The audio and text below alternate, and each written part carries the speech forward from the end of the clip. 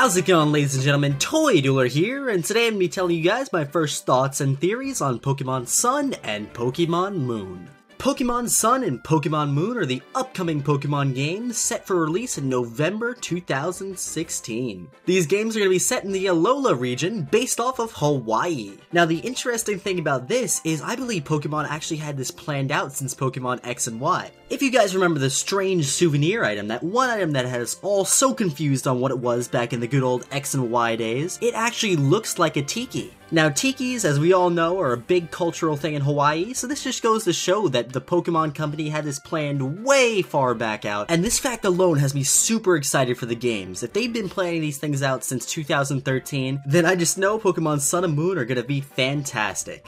Pokemon X and Y were probably like the Pokemon Company's test with the 3DS to see how it would work, and I feel like with Sun and Moon they're gonna fix out all the bugs and just make this game the best it could possibly be. And I feel like the strange souvenir might have some purpose in Pokemon Sun and Moon. If you read the description of the item, it says an ornament depicting a Pokemon that is venerated as a protector in some region far from Kalos. It definitely leads me to believe that we're gonna get some sort of Tiki-themed legendary Pokemon in Sun and Moon. It only makes sense with the evidence that we've seen so far, and the Tikis that we already see in the little gameplay footage that we have. It would just be the coolest thing if you could transfer the strange souvenir and unlock a special Pokemon that way.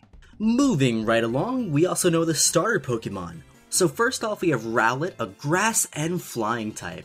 So this Pokemon was clearly based off of an owl, and I think it looks pretty cool, honestly. From what I've seen, it's everybody's favorite starter so far, and I can see why. It's adorable, it's interesting, and I feel like it's gonna make a fine companion in these new Pokemon games. Then next up, we have Litten, the Fire Kitten, a pure fire type. For me personally, I'm not Team Litten. This one's my least favorite out of the three, although I still do like it. I feel like eventually when it evolves, it's gonna be a dark type. Because it just has that color pattern, you know, the black and the red, it kind of reminds me of a dark type, and it has that little mischievous look in its design. To me, it even looks a little bit like Zora, so I definitely think it's gonna be a dark type when it evolves, but we don't know that for sure yet. We don't know anything about what they evolve into, any of these starters actually, because nothing's been officially confirmed yet, so it's all speculation. And last but not least, we have Popplio, a pure water-type Pokemon. So Popplio looks like it was based off of a sea lion, and as of right now, this one's my favorite. I like its design the best. It looks pretty awesome. And I feel like when it evolves, it's also going to be part ice-type. I don't know, I'm just getting that vibe from looking at it. It's going to be an ice-type, I just know it is. So those are our new starters for this generation. They're sticking with the water, fire, grass theme that has worked for the past 6 generations, so they're not changing it up here.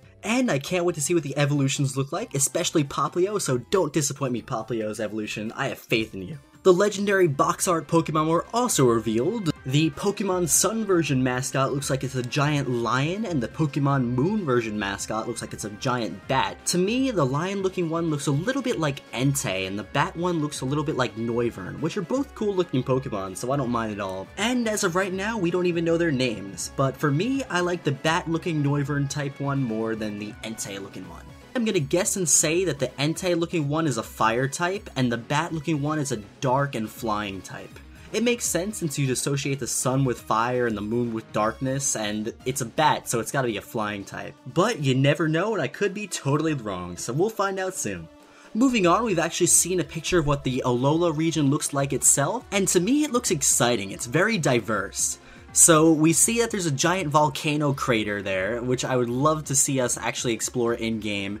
There are a few islands to the south that we could probably go to. There's a decent amount of land to explore, but it also leads me to believe that there will be more islands in this game, and the picture that we've seen is only one part of the region. And that actually would make a lot of sense. Since the region is obviously based off of Hawaii, and Hawaii has more than one island, it definitely would make sense for us to be able to explore more than one island in this game.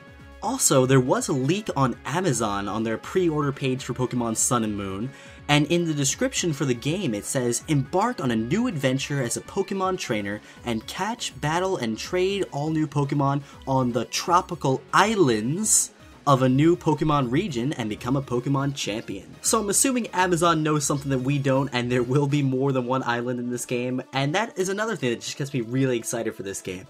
My favorite Pokemon games so far, Pokemon Gold and Silver, had more than one region to explore, and while multiple islands might not be multiple regions, it's definitely interesting to be able to travel to different parts, and I'm interested to see how they're going to do that in this game. Maybe it'll be by boat, maybe you'll be able to fly to islands by plane, we'll see how it goes.